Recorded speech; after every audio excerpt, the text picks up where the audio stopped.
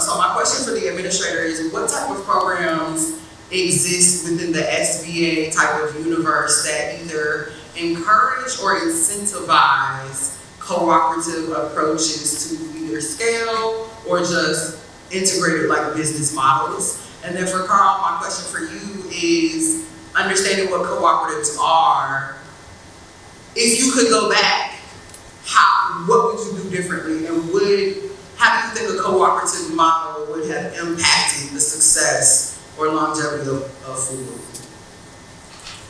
Thank you. Thank you, Kaz, for the question, and I appreciate the spirit of where you're coming from. Well, today, the SBA's product overall, the corporate model is not necessarily supported.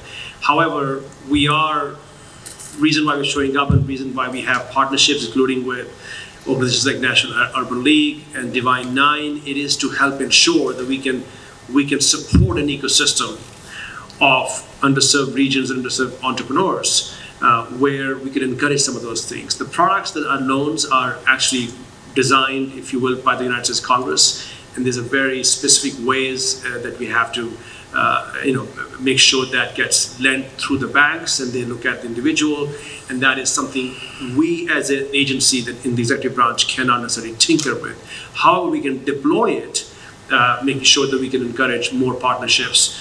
So that's what our approach is. But would love to hear further feedback. One thing that I'll tell you that we're very mindful of is that when you show up to these regions, you hear great ideas.